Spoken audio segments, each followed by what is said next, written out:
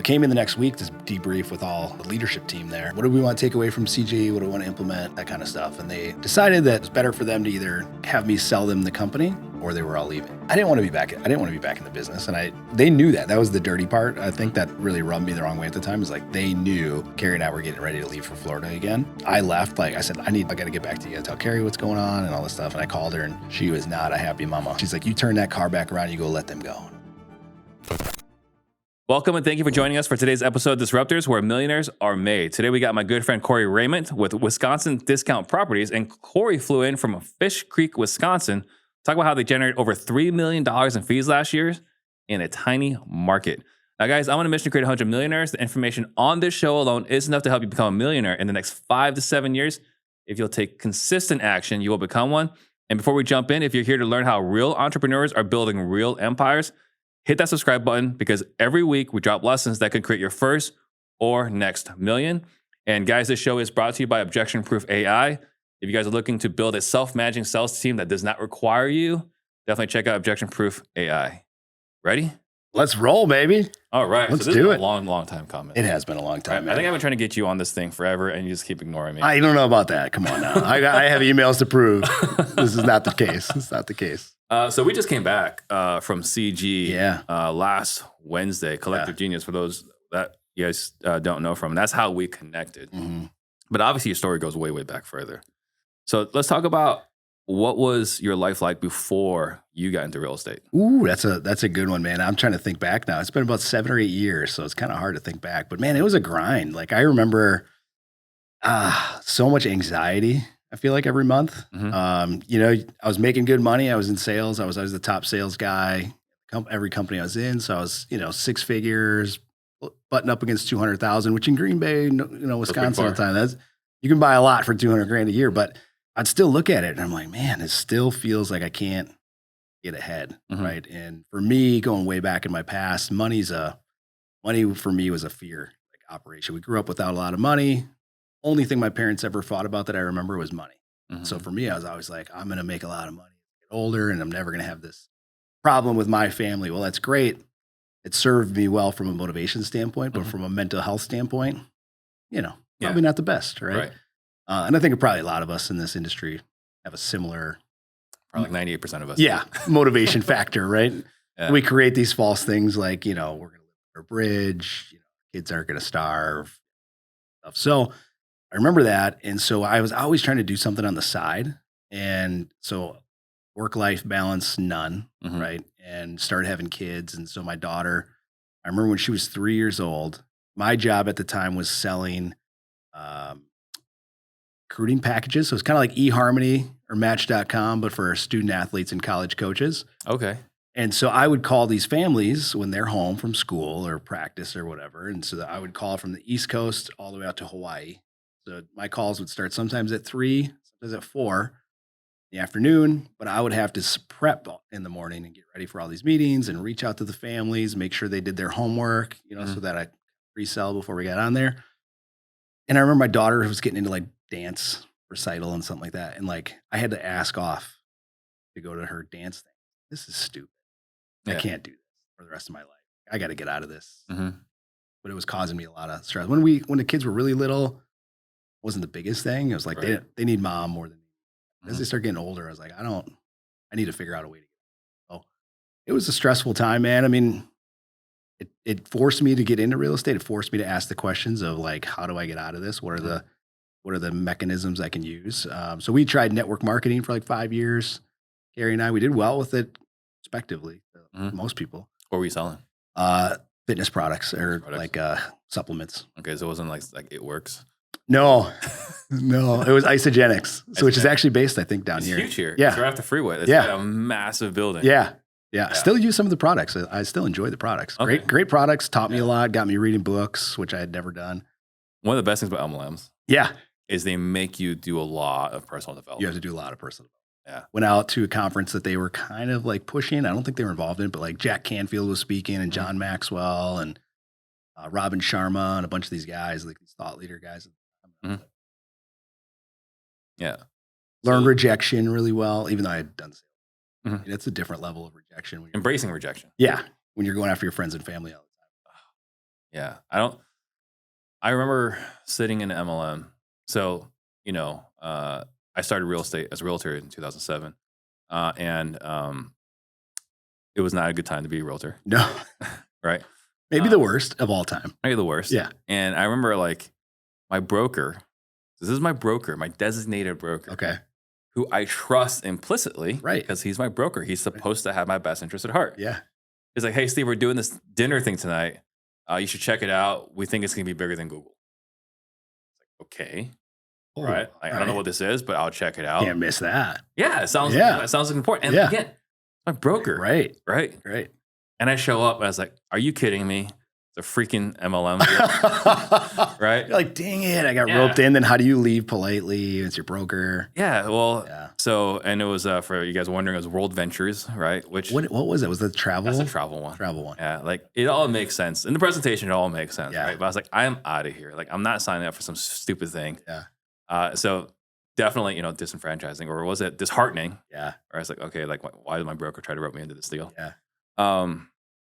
But like in watching all of this is like they tricked everyone to go into a room to have dinner where like it's a private dinner where they close the doors. Oh my goodness. It's not like you're not locked, But but they close the But- doors. It's like it's a weird feeling. that's weird. That's a weird vibe, dude. So like, is that what you were having to do with Isogenics? We would bring them into the house. Right. It was a living room, no locked doors. We wouldn't close. We'd let them go to the bathroom. They had to ask if they could go to the bathroom, though, course. because we were like making sure they didn't go out the window to leave, kind of a thing.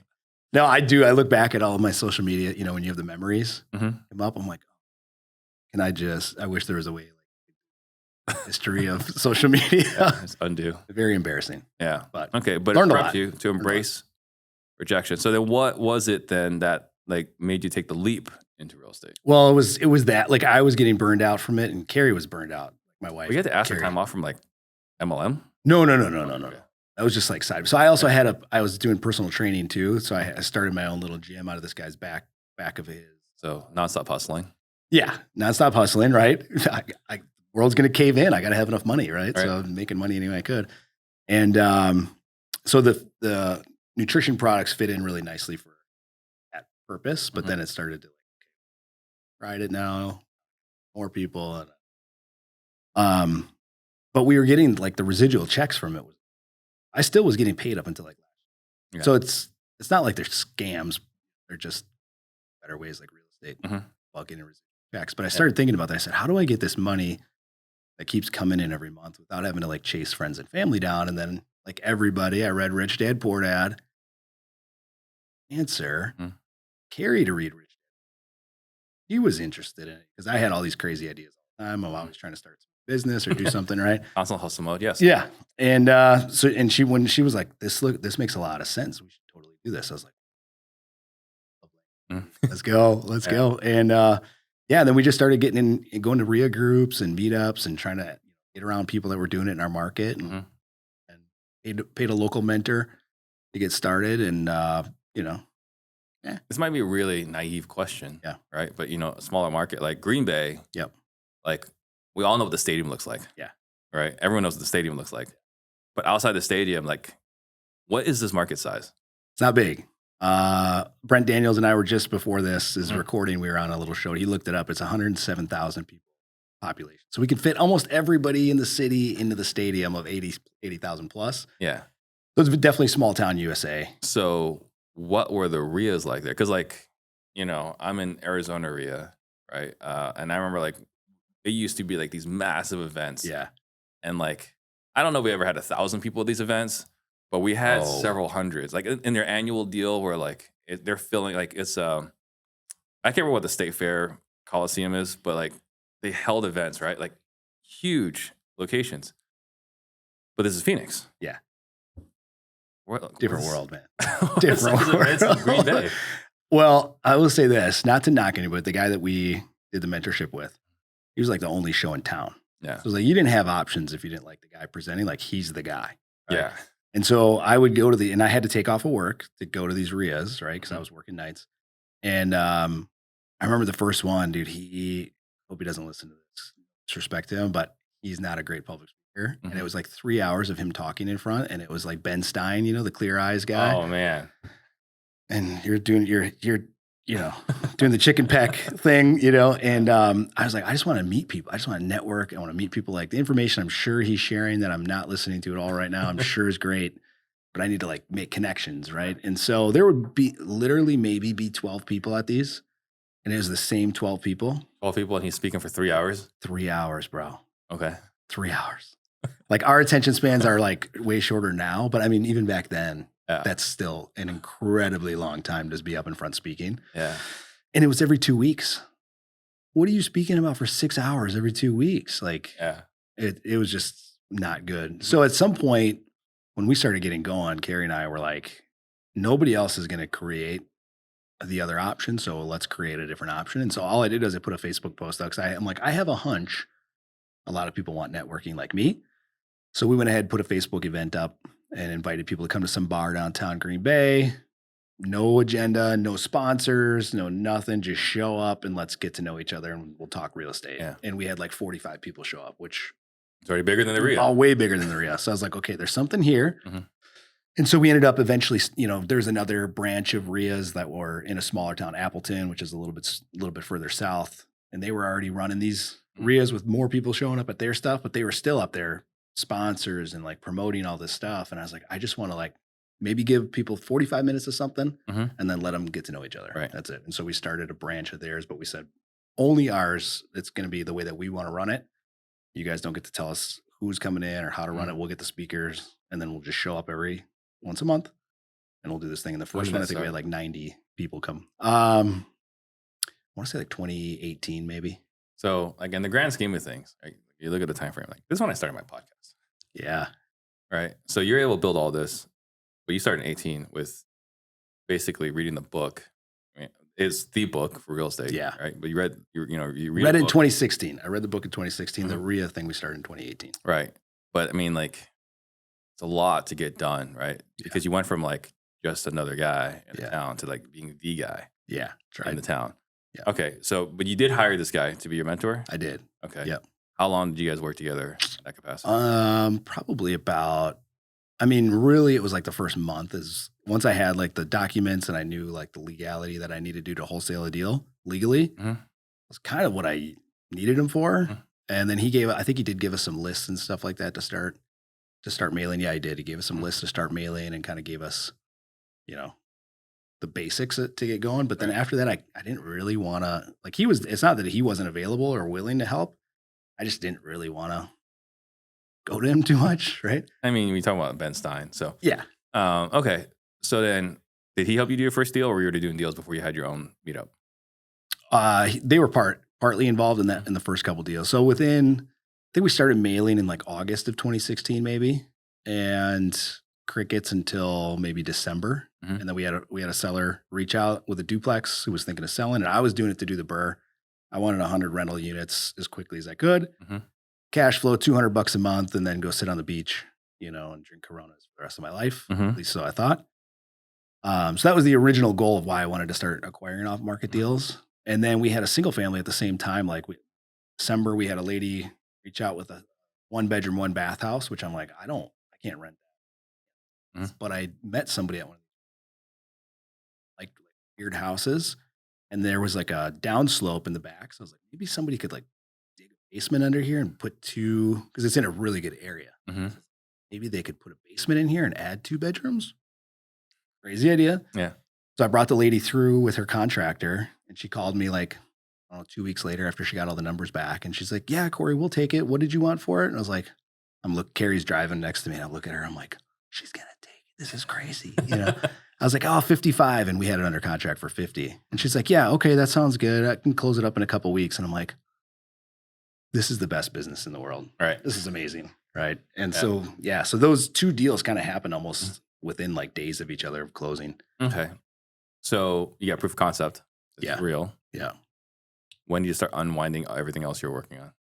The isogenics or pretty quick. Pretty quick. Yeah. I think we were already pretty well done, but I quit my job, my full-time job in March of 2018.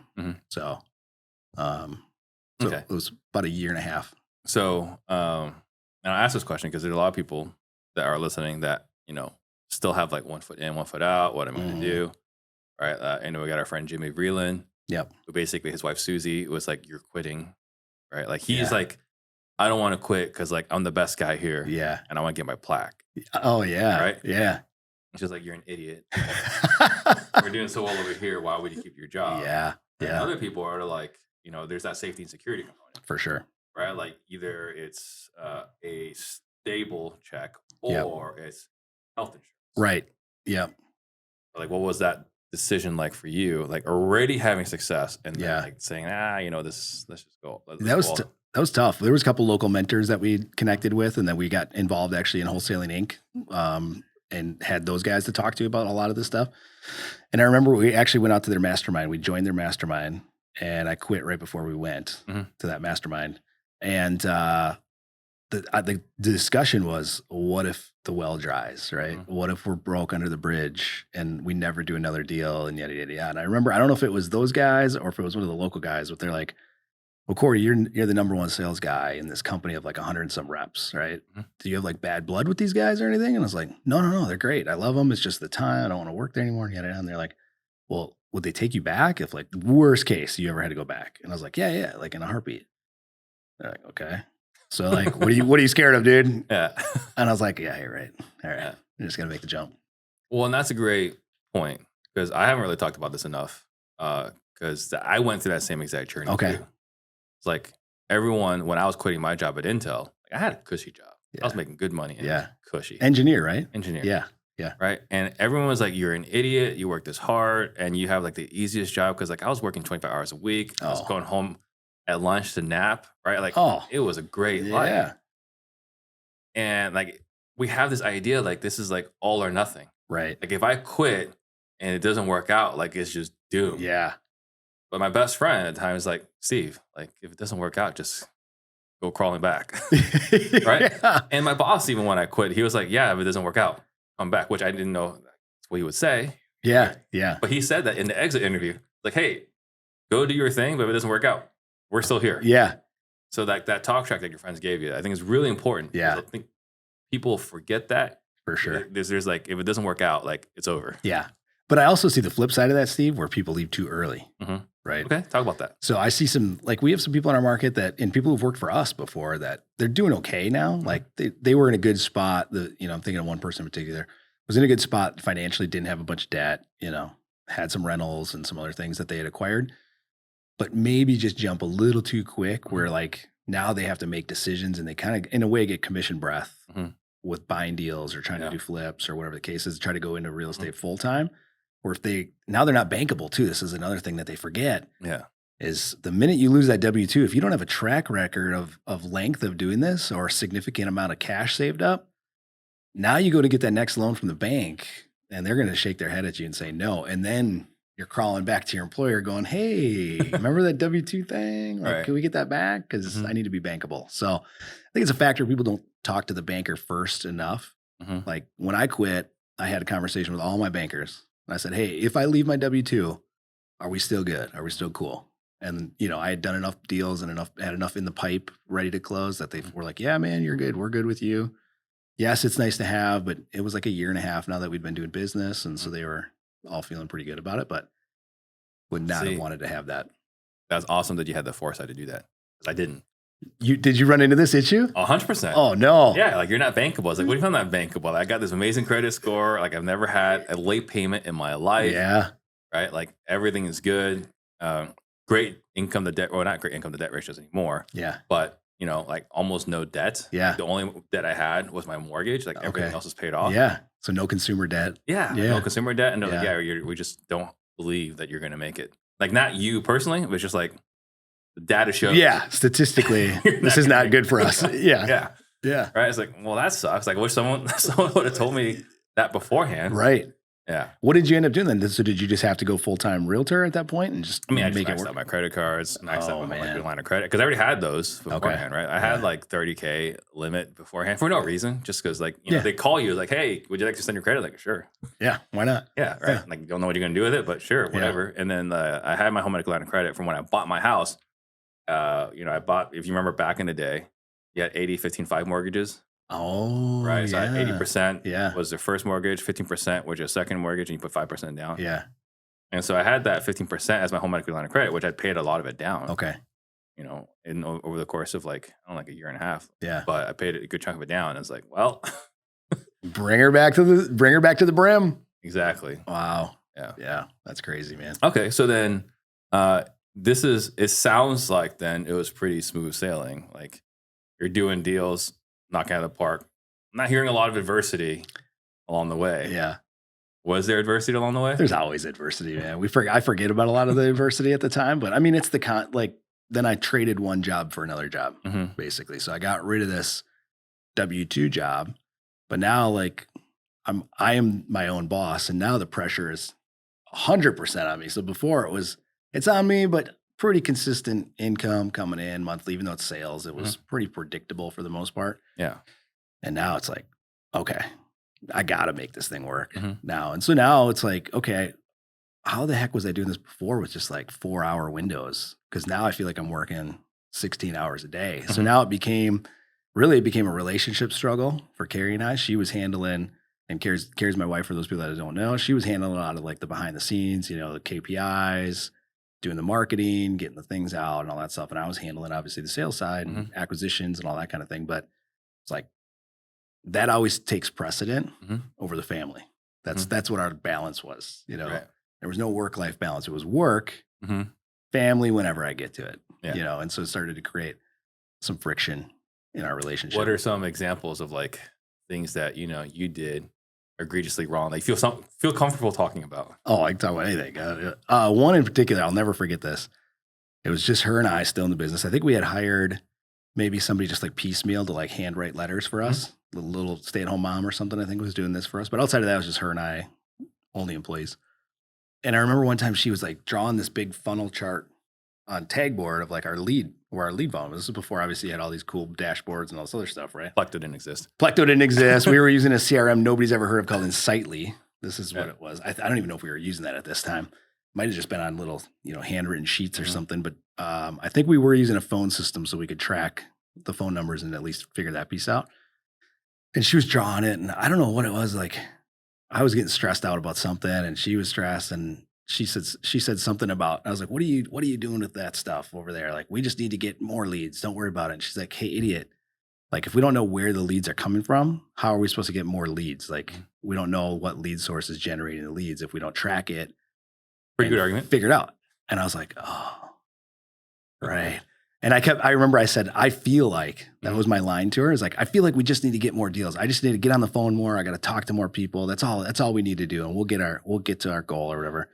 And she's like, you feel like that, but what does the data say? And I was like, good point. So now anytime I say I feel like, I catch myself. I'm like, wait, what does the data say? Now, what do I feel? My PIE is like way off the charts. So I'm very emotional decision maker, data, whatever. Get rid of that. Right. For other people. Right. Yeah. But as far as the work-life balance component, like when did you get like in trouble for like being too involved in your business and not being present enough at home? All the time. I mean, vacations, I'm there. I mean, physically, I'm physically there, but I'm on my phone, and it's still a struggle to this day. I mean, we have a team that runs most of the day-to-day operations and stuff, but it's still that like, I have to feel important. So I have to be involved in the business and that kind of thing. So that still creates some tension. She still has to check me every once in a while. Like, hey, you're on your phone a lot when you're home. Like when you're home, be home. I'm like, oh yeah, okay. All right. Is Carrie still involved in the business? No. She fired herself last year. Oh, good. Yeah. Good for her. Yeah. But you're still involved. Still involved. Yeah. To what capacity? So I pretty much manage the sales team. I mean, I manage the whole team, but I'm pretty much mostly involved with our acquisitions team. So we do trainings in the mornings. We do a team huddle every morning. That's my primary focus. Getting back involved in quality control. We were getting a little loosey-goosey on some things, so I step back into that. But again, it's something, every time I step it back into something, then I go to CG, and it's all about getting, delegating and training and that stuff. I'm like, I don't need to be doing this. Like, somebody else needs to be doing this, but I find things in the business to get back involved with, to whatever. So let's talk about the journey then to get Carrie removed. Right? Yeah. Because, she's doing the operations. Yeah. Cannot be overstated how important Yes. it is, right? Like I was talking to someone yesterday, like sales and marketing is sexy. Yeah. Without operations, like Yeah. nothing's happening. No, you don't have leads, you don't have a business. Yeah. Yeah. So let's talk about like how did she? Did you guys put a plan in place for her to leave? Mm-hmm. Did she say like, "Hey, I want to be out of here by this date"? Like, how did you guys plan to have it where she could remove herself? Because like in context of everything, we're still talking like you're the biggest guy in your market. Right.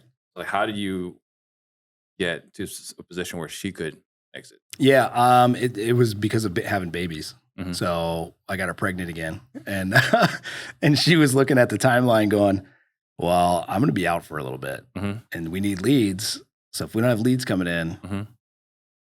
we don't have a business, and so we got to hire somebody." You know, Mhm. that was the first big scary, like, but that means we won't get to keep all of our money. Like, what are we going to do? You know, and so we brought a girl in part-time to take off just doing we used to do the mail in-house. We brought it back in-house now, but we used to do, it was a little bit more of a manual process in-house. Like, I remember they'd be like with the paper cutter, making the postcards and like doing all this stuff. So we brought a girl in to take that stuff off of her plate and then the data stuff. And turns out she did a better job than Carrie did Mhm. on a lot of this stuff. And she was a rock star. So she ended up really helping us get organized on the back end of stuff and managing a lot of the leads and making sure that they were being handled and making sure we weren't losing them and getting us organized and that sort of stuff. So really after that, our third child, we have 4. So after our third child, she was out. And then periodically when people would leave, you know, that were in that role, she would step back in for a little bit, Right. train them up and that kind of thing. And then after a while, she's like, "Okay, I don't need to be here anymore. Mhm. I don't work here anymore. See you later." So So then, going back to the whole work-life balance deal, then like, what guardrails are you putting in place to make sure you're present at home? yeah, I need to put more in. Is as we're talking about this, I'm like, what am I putting in? It's an awareness thing, I think, though. Like, I used to get really defensive anytime she would say anything like, "Hey, you're not being present." I'm like, "But I gotta make money for the family," you know, like that kind of thing. Like, "Ooh, I'm so important. Like, Yeah. this is really more important than you guys because I'm doing the most important job in our whole family," you know, kind of thing. Right. And so me becoming aware of that, doing a lot of work with guys like Brad Chandler and like those kinds of things to understand why I operate that way and trying to just bring the walls down to defensiveness. It's created better communication between us where now she can point things out to me with good constructive criticism. And then I can, instead of being defensive, I can be like, okay, all right. I got to just be more aware and put the phone away, be done at a certain time. So I try to be more, hey, I try to be done at 3 or 4 every day if I can, unless we have some meetup or something else going on, but then just be done and not try So talk about that work with Brad Chandler, because he was on the show, I was like maybe about a year ago now. Okay. And I think what the stuff that he's teaching and sharing is so important, but no one wants to hear it. Yeah. People are like, "Oh, we're going to talk about Brad Chandler stuff. I'm out of here." Yeah, They're right. tuning out right now. Like, it sounds loosey-goosey, right? Like, Yeah. I know, like, I've talked to him, and it's like, like, how are your, like, the morning meditations at CG? He's like, not that many people come, Yeah. right? And it's just, and we've talked about, like, how do we make this more interesting? Yeah. So talk about what prompted you to talk to Brad, and then how did it help? I've got some big news, and you'll want to hear all of this because I'm gonna give you the best bonus ever at the end of this video. You all know that I've been providing sales training for 6 years now, and I've had the opportunity to train hundreds of the best teams in the country and thousands of individuals as well. And they've all had wild success along the way, some of which you've even seen on this podcast. You also know Ian Ross, who has been coaching alongside me now for over 2 years. He's the biggest sales geek ever, and he's been training business owners and individual contributors ever since he started working here. He even runs the Close More Sales podcast. But we had a problem. There was a lot of confusion. What is it exactly that we sell here? Is it Disruptors training? Is it Steve Trang training? Or is it Close More Sales training? It's none of those. It is objection-proof selling. Ian runs objection-proof selling for business owners and individuals. I run objection-proof selling for teams where I coach their entire team. And to celebrate the rebrand, I want to give you something that I never would have thought been possible until recently. We've been training this AI bot for over a year now to score all of our sales calls internally. Every call we run, we have the bot review the call to Ian and mine exact standards for sales. we run every one of our team members' calls through the same exact AI bot. And now we're giving it to you for free. This bot will review your calls based on dozens and dozens of metrics. It will tell you what you did well, what you can do better, again, by the standards of the objection-proof selling formula. And if you want to use our bot for free, just head over to our website, objectionproof.ai. Again, objectionproof.ai. I want to emphasize here, you're getting access to our bot, which allows you to get better at sales for free so that you can make even more money now without having to spend another dollar. Go check it out now. Yeah, no, this is good. So I had these problems, right? Like every 6 months, Carrie and I would have this blow up, right? Like we'd be great, blow up fight. And it was this pattern that kept happening, right? And I'm like, well, she doesn't understand. I need to do this. And it was always like her fault. And then one time I was like, wait, what if it's me? What if I'm the problem in this pattern, right? Oh, no, it can't be me. It can't be me. And then Brad used to be the guy that was out at the bar till 2 a.m. at CG. See, right? I never met that version of Brad. Really? The only time, because I've heard these stories. Okay. The only time I witnessed anything was like right before the transition. Okay. Where they're like, hey, we're going to hang out in Brad's room. I was like, okay. And then we go to Brad's room, and like he's smoking a bong in there. Yeah. Like, well, this is different. I wasn't expecting to see this at CG. Yeah. But hey, like no judgment, like to each their own. Yeah. That's not me, but like, I'll go grab some beers. Right. Yeah. Yeah. So I never got to see like the wild side. The party Brad. Yeah. Yeah. So, but anyway, continue. Yeah. Party Brad was always a good time. Yeah. And so like I couldn't hang with Brad. Mm-hmm. Like I'm like, it's like 12. I'm like, I got to get up. I'll play basketball in the morning. Mm-hmm. I got to have some sleep. I got to be able to actually function the next day. And he's out till 2, 3. I don't even know what time in the morning. And then I was gone from CG for a little bit, I think having kids. And so I missed a few CGs. And I came back, and this is back when I think we were still doing the presentations, maybe now. Hot seats. It was hot seats, but I think we would go every other time or something like that, right? And so he's up, and it's his presentation, right? And Brad had become a good friend at that time, so I'm dialed in. I'm excited to hear what Brad's going to talk about. And he's always got the biggest shit-eating grin on his face. Like he's always smiling, right? And he's up there no different this time. But this time he's talking about how he doesn't drink anymore. He doesn't smoke weed anymore. He's changed his entire life. And I'm going, and how he used to have these fights with his partners, and he got divorced. He's like, I got divorced twice, and I blame them each time. And then same thing. He's like talking about how maybe it was him. His pattern. Yeah, it was his pattern. I'm like, that's me. Yeah. Oh my gosh, Brad, you're talking about me. I don't smoke weed, but I was like, I'd like to drink. And I was like, I don't think I want to give up drinking, but I want to have a better relationship with my wife. That sounds pretty awesome. Yeah. And so after that, I texted him. I said, I didn't get a chance to talk to him really in that. And I said, dude, whatever you're on, I want it. Give it to me, because you're a completely different person, but you're in a good way, like not in a bad way. And so I got connected with him. And at that time, Annie and Larry from, I forgot their company. SEAL Team Leaders were the ones that he had gone through their program. And so I went out to Salt Lake. I went through the whole thing that he went through. Oh, he did? Okay. Yep. And in that, I had a really weird emotional thing happen. Like I wasn't a big crier ever, I don't think. And Annie had me in the basement of this place. And we were doing some kind of exercise where like you grab around one of your fingers and you pull it and you say one thing good about yourself in your head. And you don't even verbalize it. It's just in your head. And then you do the other thing, or you get rid of a negative thought. And then you bring your finger in and you say something positive. And I just like lost it. I was just in shambles, like crying my eyes out. I don't know what happened. But then I was on the table, and Larry's taking you through all these different things, and you're blindfolded, and there's all these people around giving you energy, which again, some people, there was like crystals and stuff, which I'm not really into the crystal thing. I don't really believe in that, but I don't care. Well, whatever. You want to put crystals around me, great. And going through that, it kind of unblocked a lot of things that, we talk about why I was operating out of fear. And a lot of those things started to come to the surface of like these events that like were trapped up here that I don't realize are the computer program that's running in the background unconsciously, that are just literally making me operate day to day, hour by hour, minute by minute. All my habits, all my decisions, they're all running from this little program going on in the back. And a lot of them were just lies and meaning that I attached to certain memories. What are some of those lies? Well, one of them was like, it's a lot of worthiness stuff. Like I'm only good enough if I achieve, right? So one of the things that came up was like my dad, great dad, still love my dad, it's just the meaning again. So it's not like against the It's person. the stories we told ourselves as kids. As kids, right? So my dad was always kind of the quiet guy in the parenting. My mom was the more of like the vocal enforcer. Dad only got to enforce if things got bad. When he had to. When he had to. Yeah. Which I imagine with you, a lot of had tos. Actually, my middle brother was the had to the most. Yeah. All right.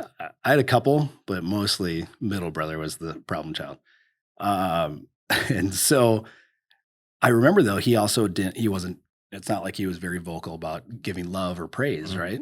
And the only time that I would get it is through sports, right? So if I did good in a sport, then he would just give praise or whatever, right?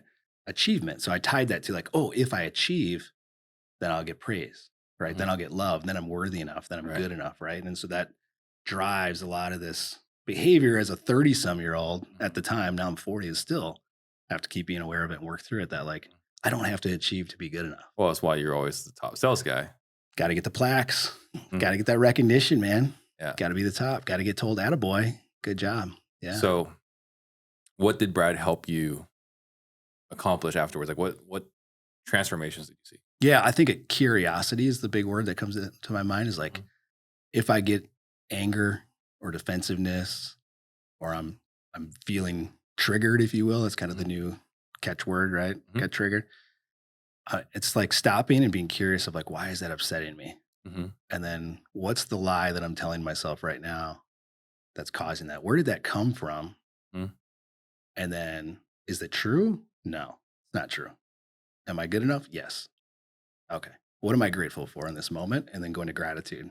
So it's just a little process, this little mental process. And I'm still not perfect at it. Like having these conversations is always a good reminder of, oh yeah, I got to make sure I'm doing that. Right. Yeah. But it's awareness and curiosity. Those are the two biggest things. Just being aware of like, okay, I'm pissed right now. Why am I upset about this?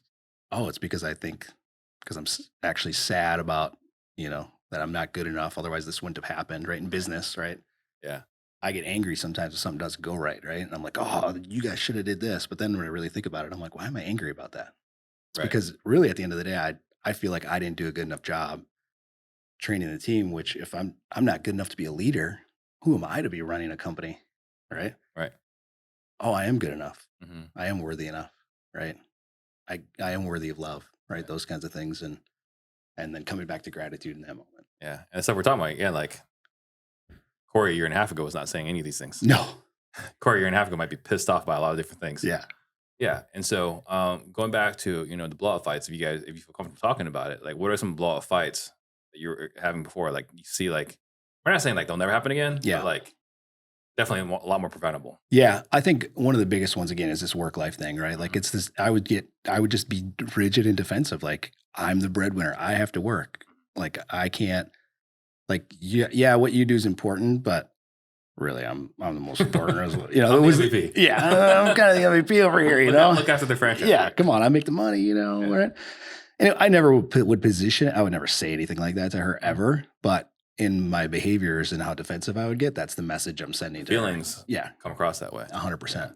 Yeah. And again, like for everyone that's watching, like I highly recommend going back and watch that episode with Brad after this. Cause like, Brad Chandler, like he's had a massive transformation. Not only has he had a massive transformation. Yep. He's consistently making transformations just like you and I are talking about right now for other people. Yeah.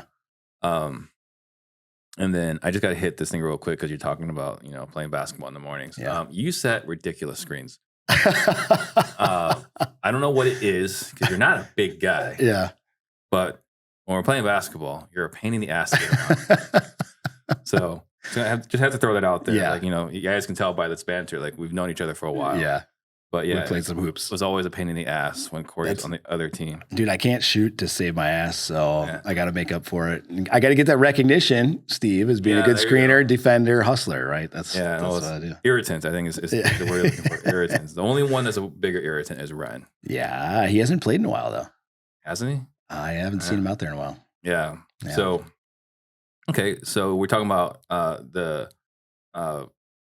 we're getting to a point about, being the biggest. One of the things that happened as well. So Ren and I, actually, we're just talking about him. He and I, we had partnered up to create a program on sales leadership. Yep. Which I thought was like really incredible. Yeah, I went through it. Great program. Yeah. Yeah. But it's just one of those things that people don't want to They get don't. better at. leading a sales organization, like there's like they rather just put more money in marketing, Okay. right? It's like Right. If we have enough leads, it'll work itself take care out. of. I mean, like kind of what you're saying earlier. It's like I just got to get out there and sell more, Yes. right? Sales solves all problems. Like Yeah. you realize later on, like sales does not solve all problems. Right. Solves a lot of problems, Yeah. but not all problems. But you and I, like, so Red and I put this thing together, and then you were one of the clients that came through. Mm-hmm. Yep. And then you had something absolutely crazy happen in the middle of it. Mm-hmm. So you, for everyone that's listening, right? Like you spent $25,000 with Ren and me. Yeah. To improve your team. Yeah. So that they can get better. Yeah. So that you can sit in the owner's box. Right. So that you can move down to Florida, I believe. Yeah. With your family. Yep. Did not work out that way. No. For a short period of time, it did. For a short period of time, it did. Yeah. Yeah. So, this is not like meant to be like a scary story. No. But it's an experience. It is. And getting into owner's box. Yes. So you want to share kind of what that journey was? Sure. Yeah, we learned a lot in this journey. So we had in what year was that, Steve? 2 years ago? Yeah. Yeah, because last year I jumped back in. I think it was 22 is when we started. We started it like towards the end of 22. Yeah. And you might have joined in 23. Okay. I think it was in 23 maybe. Yeah, I think you joined in 23. Yeah. So I think it was end of 23 when this happened. Okay. So I had a girl who was running operations for us. Mm-hmm. Tried to have her. She started as a TC. This is the backstory of all this that led to this. She was a TC. Great job as a TC. Mm-hmm. The girl who I was talking about, who was our original girl for Carrie, Mm-hmm. she had a baby, and then she said she was going to come back. She came back for like 2 weeks, and then it's like, no, just kidding. I'm gonna go home and stay with my kid, right? So can't blame her. So we were like, crap. Like that was a big hole in our business. Like this girl was a big part of our business. And so the girl who was TC also was like really good at like kind of HRE type Mm-hmm. stuff. And so we're like, hey, you're probably a good operations person. And it was kind of just like convenience to just throw her into this thing, right? So we threw her in, and she was trying to implement a change from Podio to Salesforce. Mm-hmm.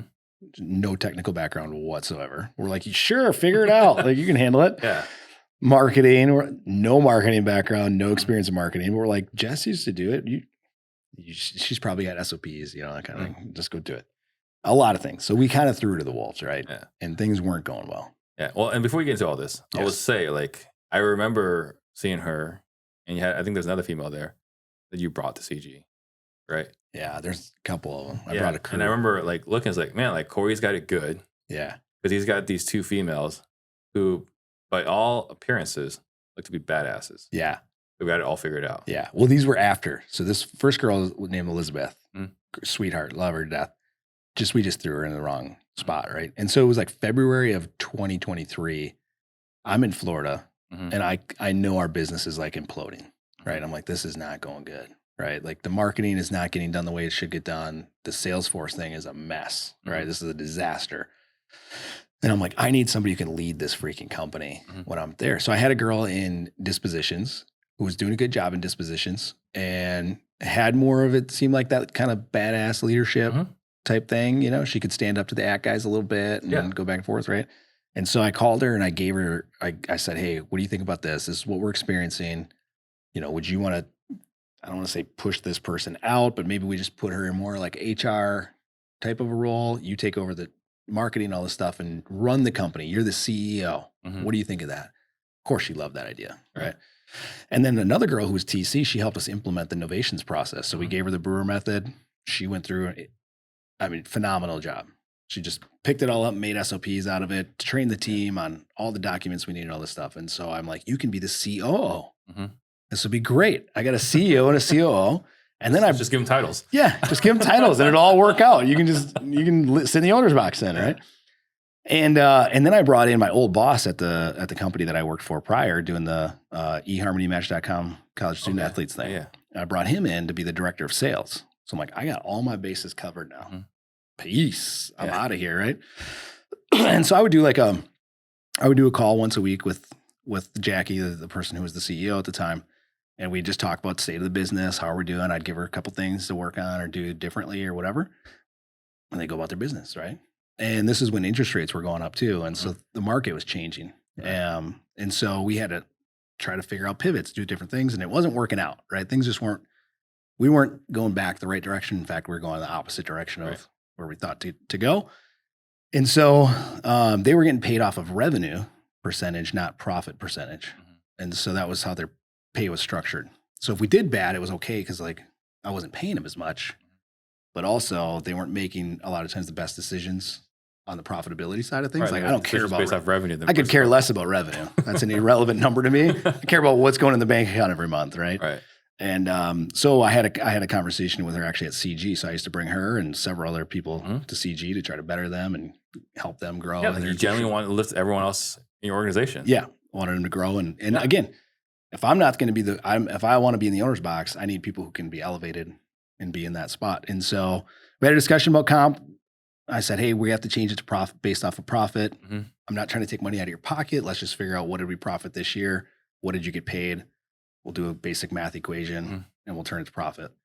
Everything will be great, right? Well, I came in the next week to debrief with all the leadership team there and come up with what do we want to take away from CG? What do we want to implement? That kind of stuff. And they decided that it was better for them to either have me sell them the company or they were all leaving. And so you have a conversation about compensation. Yep. And a week later, like having an intervention with you. Yeah. It was literally it was weird. It was awkward. Wow. Okay. Yeah. So you were blindsided walking into 100%. You had no idea. Never saw it coming. And you had 3 people on the other side that work for you. Yeah. That are basically doing a hostile takeover. Yeah. Okay. Yeah. Attempted. Yeah. So that like, what did you do? I just tried to understand where they were coming from, right? I was like, where is this coming from, guys? Let's talk through this. It seemed very irrational to me. Like it wasn't computing. I'm like, okay, hang on. All we were talking about was making sure we're all rowing the boat in the same direction. I see compensation and alignment with the company's goals. Correct. Yeah. Reward the right behavior. Like that's right. Real quick, just like, a tangent here. Like, I think if there's one thing that, like everyone that's listening, owners can, be aware of is like compensation has to be in alignment with what you want. Right. Has to be in alignment with what you want. Yes. I see too often like, well, they're doing this, they're not doing that. And it's like, well, how did they get rewarded for doing that, getting that done well? It's like, they don't. It's like, well. Yeah, there's your problem. Yeah. Yeah. So anyway, go back to Yeah. So I just tried to I sat probably for an hour talking to him, just trying to understand. Rationally. Like Mr. Feelings off the chart. Yeah. Try to rationalize with 3 employees. Yeah. On where they're coming from. Yeah. More so understand. I don't know about rationalize, but just understand the root. I applaud that. Yeah. Of where they come from. I applaud that. Like I can do it, but I'm on far right E. Okay. So like I have to understand everything. Yeah. And I am to the right on the C. So I'm like extremely patient. Oh yeah. No. So like I am way more understanding than I should be. And I generally want to understand what's going on. Yeah. Before I lose it on you. Yeah. You went all the way to like, let's talk it out. Let's talk it out. Okay. Let's figure it out. Yeah. Cause I didn't want to be back. I didn't want to be back in the business. And they knew that. That was the dirty part. I think that really rubbed me the wrong way at the time, is like, they knew Carrie and I were getting ready to leave for Florida again. And we had a vacation down here actually in Tucson and then up at Sedona, and they knew all this stuff. And so it almost felt like it was a little bit more planned than just that conversation at CG. They were putting me in the corner. Right. And they knew we'd be in a pickle. Like I'd have to step back into the business if I didn't sell them the company. Yeah. Like then I'm choosing to step back in the business basically. And so we had a good conversation and I left. Like I said, I gotta get back to you. Obviously I'm going to tell Carrie what's going on and all this stuff. And I called her and she was not a happy mama. So she's like, you turn that car back around, you go let them go. And I was like, okay, ma'am. Yes, ma'am. And so is that typical of Carrie? No. She's the more rational one? Yeah, she's definitely the more rational. Okay. So when she says, you turn that car on, you go fire, I'm like, okay. All right. Sounds good. Yeah. Yes. So, and I let the CEO go first. And I sat down with each one of the other ones because it felt a little bit like she was the one controlling the cancer. She was the cancer. Yeah. And I thought, well, if we cut that out of here, maybe these other, because they were good employees. They were good, very qualified, great people. I loved them. And I sat back down with both of them and they both decided to still go their separate ways. And so, all right. Yeah. But it was the best thing that happened to us. Learned a lot in that process. Yeah. So let's talk about the lessons learned. Yeah. One, don't give people titles. Yeah. Like I don't care about a title. You can call me king of the universe and whatever you want to call me. And it's great. I don't care. I'm just doing, what's my job? Okay. I'm gonna go do that. But to other people, it really changes them. You know, and I think in our industries in particular, Mhm. I see COO thrown around all the time, right? Like I'm going to get a COO, right? Mhm. Unless you're running like a $10 million business, you do not need a COO. Mhm. You need someone to help you with operations. Call Yeah. them a operations manager. I'd be even careful with the word manager. Mhm. That can go to people's heads, right? Director of operations, Mhm. again, now you're getting up there. You're Mhm. getting up there. Yeah. Executive assistant maybe is a better Mhm. spot to start with. But titles is a big thing. I didn't think that. I actually met with a guy right before I met with these people that have breakfast. The guy, he runs several manufacturing companies and he's kind of my rich dad, right? Okay. And we were having breakfast and we were actually talking about leadership positions and how do you find good leaders and how do you get people to run your company? And he's been running a business for 40 years and he's like, I don't give them titles unless they've earned it after several years, like a C title. Mhm. They've had to earn it for like 3+ years and been with me. And even then I'm still a little leery about it. He's like, Mhm. I've seen it change people too many times. And then I literally walk into like this intervention with 3 people with C titles going, holy crap, this guy's like a prophet. Like, he Yeah. figured this out. So that was one of the big things. The other thing is Carrie and I used to talk a lot about leaving the business. And we would say, hey, our goal is to exit the business. We want to be out of the business, Mhm. right? And I think while that was Carrie's goal, that really never was deep down my goal. Like I love this industry. I love real estate. Mhm. Like I wouldn't change the industries for anything. Yeah. So I think I was just going along with that verbiage, but I think people on the team who maybe don't, and I don't think they had bad intentions from the jump. I think just it creeps into their mindset of like, oh, they want to be out of the business. Well, now I'm super important. Mhm. And so now I have this entitlement. Right. It breeds entitlement is what it does. And so I'll never say that again, that I want to be out of the business. I'm in it. So if my team's listening, don't get any ideas. Yeah. All right, I'm here to stay. But those were a couple of the big lessons. Like it's just about messaging to the team and try not to create that entitlement environment. Cause that was that was another pattern that had happened now like 2 or 3 times. Oh, really? We had somebody who got in a power position, quote Mhm. unquote, then tried to basically use that knowing that we wanted to be removed from the day-to-day stuff. Mhm. And they tried to leverage that for higher compensation. If you don't give me this, then I'm gonna go find something else, those kinds of things and put Mhm. us in a position. I'm like, well, it's not them, it's us. It's our problem. Again, going back to the awareness piece. What are we saying or doing that's breeding this? Attracting it. It's attracting it. Yeah. Yeah. Yeah. No, those are all great points. And yeah, I think Chris Johns, right? Mhm. He's with Mark Delatorre, and that's not St. Louis, it's Kansas City, Yeah. right? And they did a whole presentation about titles, Yeah.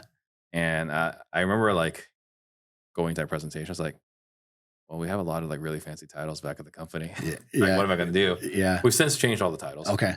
right? I might not properly cascade it to the team why we changed all the titles, but we did change all the titles because he talked about like, yeah, exactly what you're saying is like they once you give someone a certain title, then they demand certain Yeah. compensation because Right. when they go to like Glassdoor Yeah. or Google or these days, I guess ChatGPT, Yeah. right? Yeah. It's like, hey, as a COO, what should I be making? Correct. And they're comparing a COO at like a Fortune 500 For sure. company. Yeah. Versus, like- Coca-Cola Yeah. versus us managing Yeah. 10 salespeople. Yeah. It's Yeah. so they expect this because this is what the industry Mhm. standard is. And maybe they don't compare you to a Fortune 500 company, but they maybe compare you to like all the major companies locally. Right. Right. And so Yeah. they go like, hey, this company is hiring for this and that. Yeah. Like, yeah, like if you want to go get that job, like Yeah. go get that job. Right. Yeah. But that's not what we're paying you. Yeah. Well, we had a girl, the first girl that was with us, I remember we sat down with her, and she was demanding like a pretty high competence. Cause again, we were like, hey, here's our vision. Here's our goal. We're going to be in Florida. We need somebody to run the day to day. Mhm. We think you're the person to do it. And then it was like, well, sure, I'll do that. Yeah, I would love to. And then I was like, but we got to talk about my compensation, right? I was like, okay, we can talk about it for sure. And then the compensation she was demanding, we're like, hold on, girl.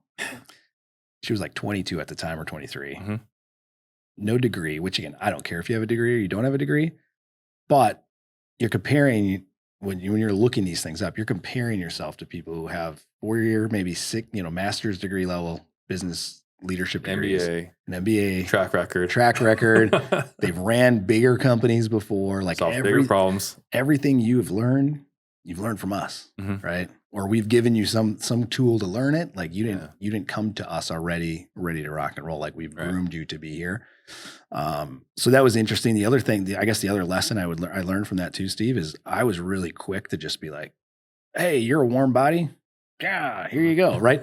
And like now, like we have PIs and we have all these other things, like make sure we're putting the right person in the right seat. And I'm not great at that. So I have a new number 2 who's been with me now a year and a half. And I leave a lot of those things, the research, the detail, and then, hey, bring me your findings on some of those things first before I'm just going to like make a quick decision to go, I need somebody to fill the spot.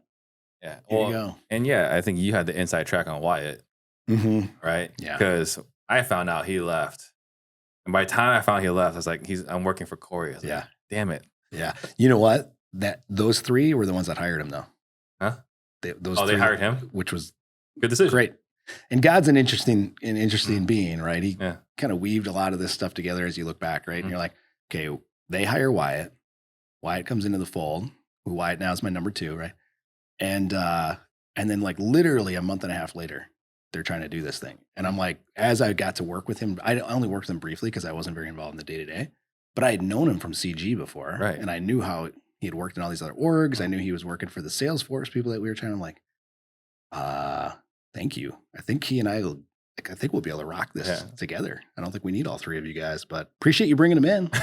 It was great. So Wyatt's an incredible hire. So like I said, I found out before that he was disgruntled. Yeah. I would have pushed him before you got him. Yeah. And then, so another thing you're doing too. So talk to me about like, you got a podcast, you're doing BURRs. What is going on right now in Green Bay?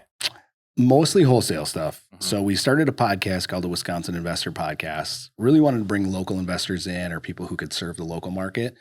And we get people like, they're used to investing in a high price market like Phoenix or, LA or some of these other places. And they can't get a return in some cases. So, and they don't know about Wisconsin. Like literally all they know is the Packers or Green Bay. They don't even know it's in Wisconsin, right? Yeah. And so I just wanted to have a platform to be able to be like, hey, this is Wisconsin. These are the deals we're doing. Either local people or people outside looking to get a return. Come take a look at Wisconsin and take a look at it. So enjoying that. We're doing that once a week. We're dropping an episode once a week, which maybe we can get Steve Trang on. Yeah. All right. You can do it virtually. You don't have to travel. I'll make some time. Okay. All right. Just have your people talk to my people. Yeah. We'll connect them. Yeah.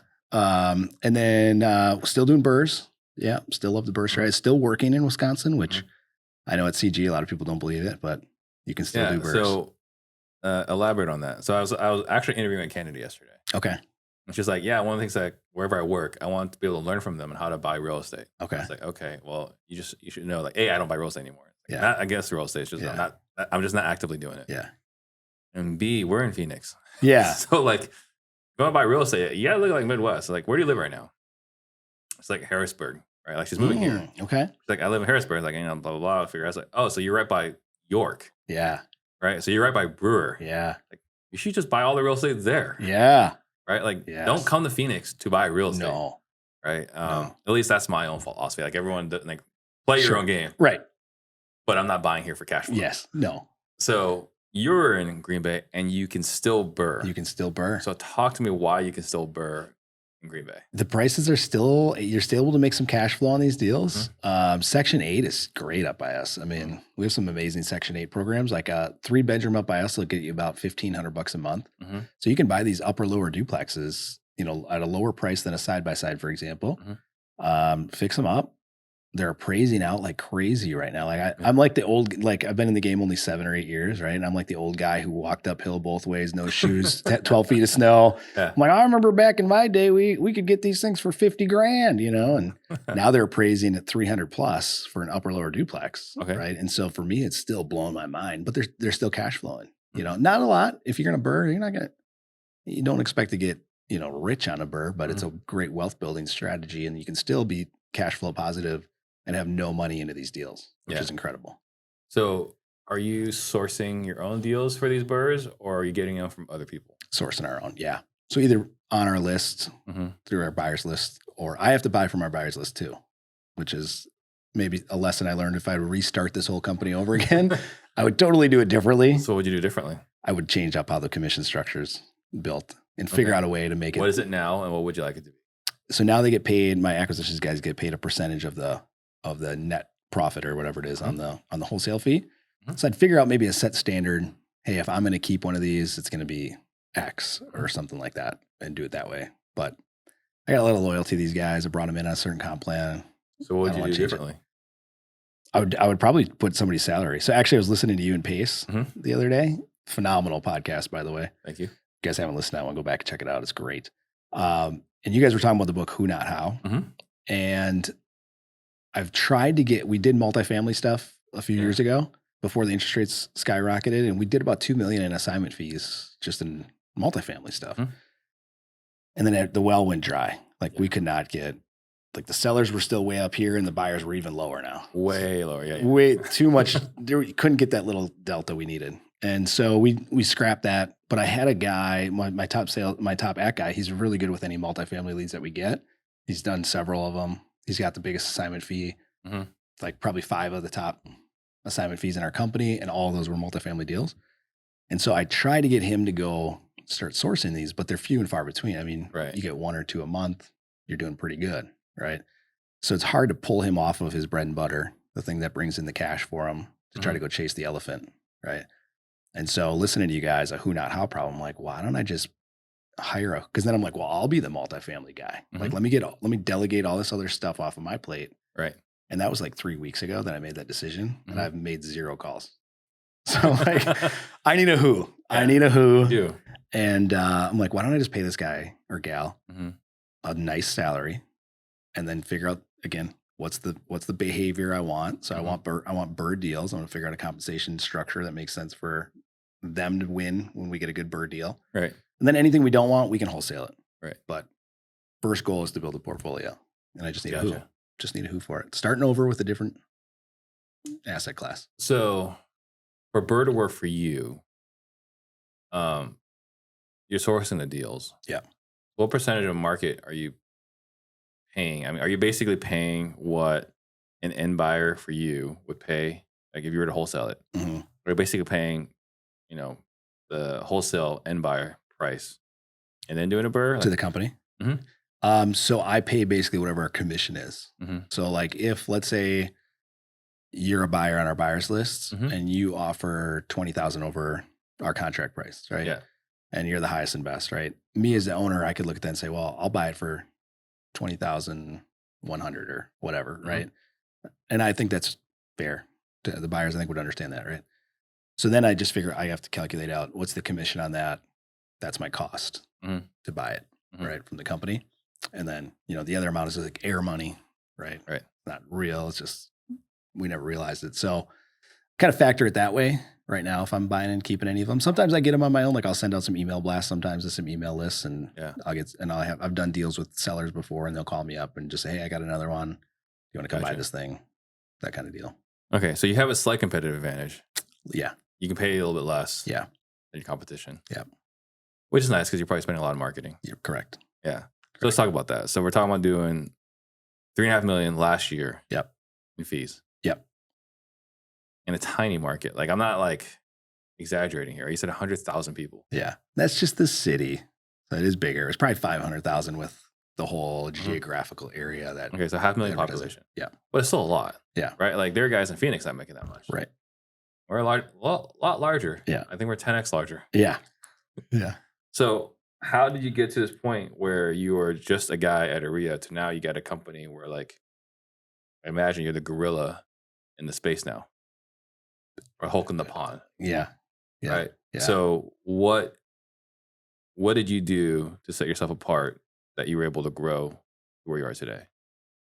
What did I do? A lot of things. I think it's just that consistent massive action. The way I talk about massive imperfect action, I think that's one of my favorite phrases out there. And I think that's the key to it, just taking that next step forward. Like I look back now and I'm like, man, that does sound, thanks, Steve. That sounds pretty cool that we did that, right? In the moment, we're just doing the next deal. We're just worried about closing the next deal. Where's that next deal coming from? When's the next deal closing? What's the next month look like? Next quarter look like? Those types of things. And then measuring the past. Okay, what did we do here?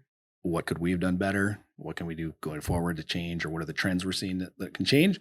We're not really thinking about like it's a culmination of so many things, right? But Yeah. so it's hard to pinpoint. Like there wasn't like one moment. I would think if anything, it would be joining a mastermind. We joined the Wholesaling Inc. one when they used to run it. That was our first mastermind. They called it the Rhino Roundtable. There's only like 12 of us in the room. It was awesome. Loved it. And then when they quit that, Tom Kroll, who was the owner of the company at the time, he was a part of Collective Genius. And he's like, hey, you guys should be in CG. And so we did our call with CG. We got accepted in. And then like you can see when we joined a mastermind, it was like, like hockey sticked. You know when you joined? I think at CG, it was 2019 or 2020. Okay. So right before I joined. Yeah. Because I joined April of 2020. Okay. Right. Still grateful for that. Yeah. That Mr. Martinez just let me in. Yeah. Fantastic. Right. Yeah. So obviously, for me, that you're a staple in there. Yeah. I was actually looking around last time. They're like, how long have you been here? I was like, 5 years. Like, man, I've been here for a while. Yeah. We're starting to become like old goats in there now. Yeah. Yeah. So like, what are some of the key relationships that you've created in there? Yeah. I think a lot of them were vendor relationships for us, honestly, like sales leadership with you, that brought our sales game up to a whole new level, and just the accountability that we can give our team now. Right. Direct mail vendors, getting that connection. So we were doing it all in house before CG. Can only scale and send out so many pieces when your operations manager is with a paper cutter cutting them, that's direct mail on a budget right there. PPC, starting to get into that. TV, we have a great TV vendor, came through CG, would have never done TV before. I would have been so afraid that like, oh my gosh, I don't know how to do TV. And then it was like, oh wait. TV's intimidating. Yeah. Like, oh, they know how to do it. And I just pay them the check. And then it's pretty easy. Right. So it was a lot of those key relationships, now we're starting to look at, as we grow, bringing some of those things back in-house. So we brought direct mail back in-house with a different vendor who's the fulfillment center, not the creative person or the list provider. Lists, that's another thing, getting different lists of data. So all of those relationships, I think, have been really some of the keys. And then it's just being around a lot of the guys in there that are doing it at a high level with integrity and doing the right things and just setting the standard to follow. One of the things that you and I were talking about is like the trouble that happens when we're hanging around people like Jacob. Yeah. Right. Yeah. Jacob Mullins. There's your shout out. Yeah, Mully. There you go. Just trouble hanging around that guy. But yeah, I think the parts of surrounding yourself with people that are doing it. Yeah. It's, we talked about a moment ago, like the whole, the stories we tell ourselves when we were kids to make the world safe, that are, are lies, but they made sense at the time. Right. I think one of the things about masterminds is that it also opens your mind to other possibilities. Because when we were in high school, college, whatever, like you don't think about like it's possible to make $1 million. Right. You don't think about these things. Right. When you go to masterminds, like that guy's making how much? Yeah. What's he doing? Yeah. And look, no disrespect to anybody, but he's not that much smarter than exactly. You, right? It's yes. like, what's he doing? Let's just go ahead and copy and paste that. 100%. That's our entire business. Yeah. Yeah. So it's like, which vendor are you using? Okay, good. Yeah. Okay, cool. I'll use them too. Thanks. Right. So I think there's that. So the connections to the vendors, but also like the comparing notes. For sure. The vulnerability. Yeah. Going to Collective Genius, like I've gone through some shakeups, right? Yeah. I mean, like having a business divorce is like traumatizing for a business. For sure. Right. Being able to call Stephanie Betters, Gary Harper, Eric Brewer, it's like, hey, what's going on here? I remember Mark Delatorre, I had a conversation with him, and like I actually asked him, like, hey, can you just talk to this person in my company? Because like she's thinking about quitting. I don't know what to do here. Yeah. I'm at a loss. Can you just talk to her for an hour? And he did. Yeah. And he was like, Steve, what is the matter with you? Right? Here are all the things you're doing wrong. I was like, okay, thank you. Yeah. That's great. That's what you need. It's what I needed. Yeah. Right? But that doesn't happen without being in the right mastermind. Right. Yeah. So yeah. No, it's such a key point. I think you mentioned too, the other interesting part is we've been through a lot since we've been in CG. Think about COVID. I mean, COVID happened. Right. Well, which apparently was a boon. Yeah, it was a boon. But at the time, I remember I was on a panel up there, and I remember Frank Cava came in the room, and it was like they used to do like half the people come in, and then the other half come in, and on Wednesdays everybody's together, right? Yeah. And so it was the Wednesday, and I was up on the panel. It was like the last thing for the day of Wednesday or whatever, right? And Cava comes in, and he's like, "All right, guys, I got to interrupt the panel.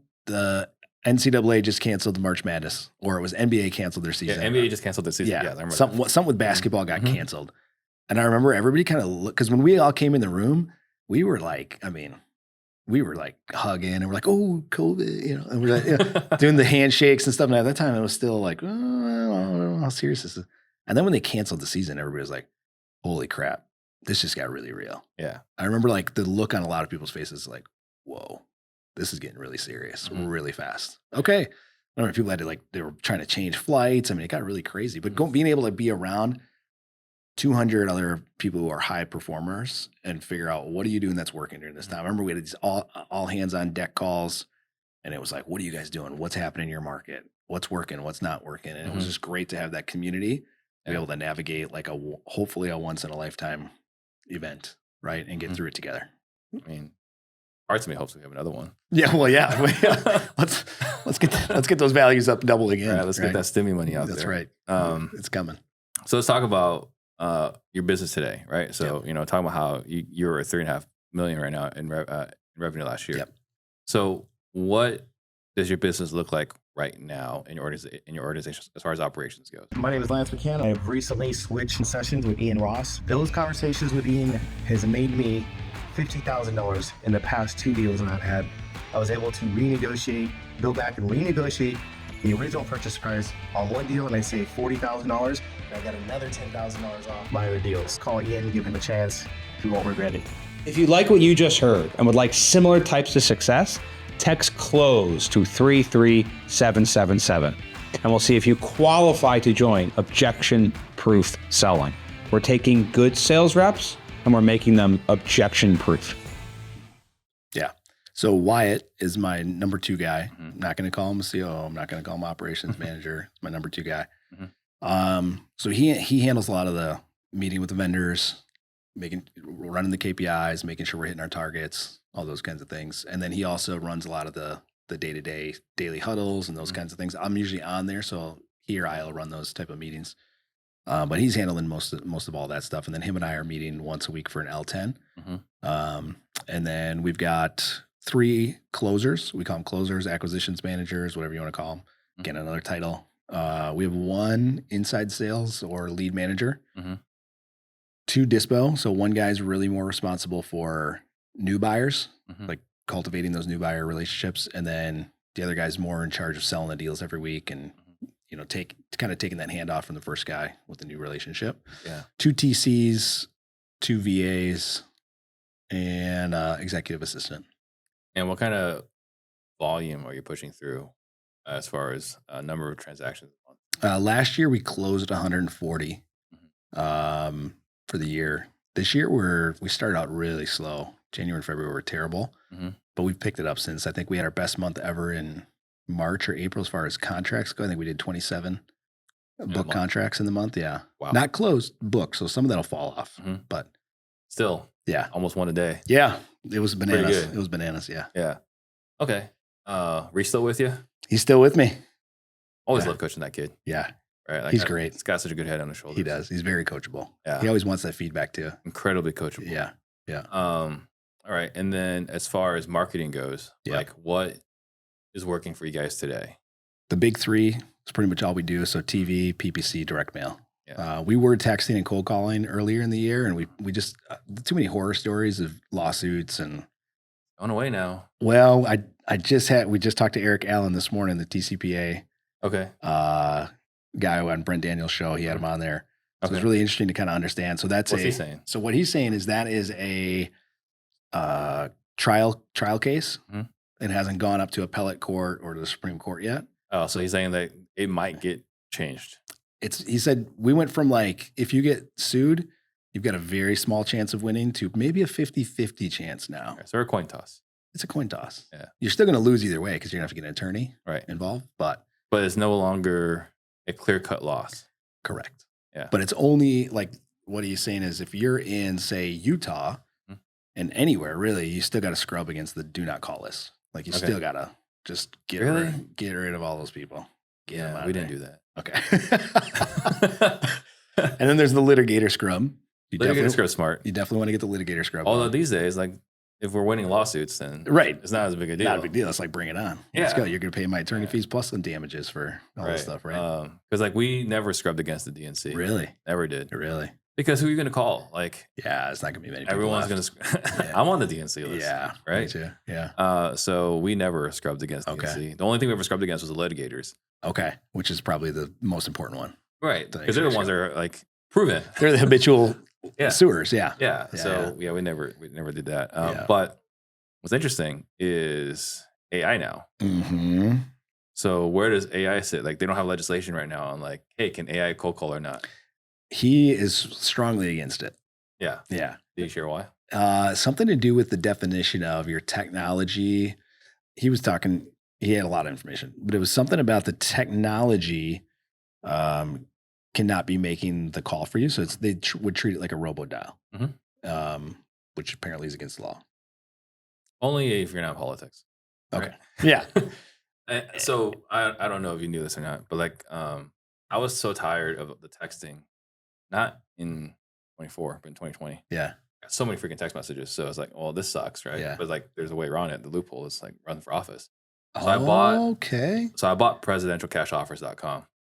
And then I'm gonna be like, hey, like vote for me for president. Also, we buy houses. Like that was No way. that was the intention behind that. Yeah. We never ran with it. But it Okay. was like, yeah, like vote for me for president. Also, we buy houses. That's amazing. Because then you're like, you can't get mad at me. Like, Right.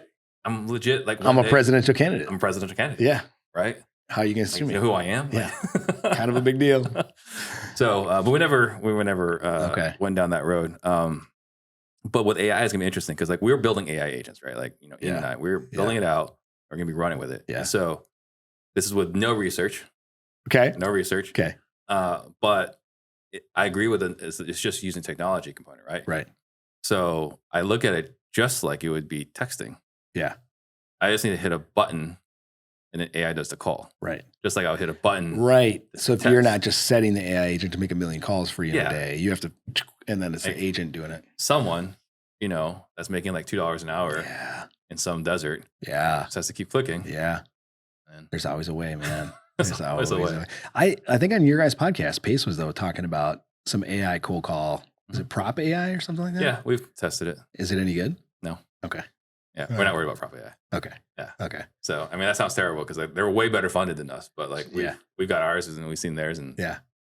Well, and if you're doing the click thing and doing all things right, and you guys have you guys have the agents already built that are amazing. we've So- got agents that are built. They're not ready for prime time yet. Really, the bottleneck is me. Okay. Ian has built out all the AI. Okay.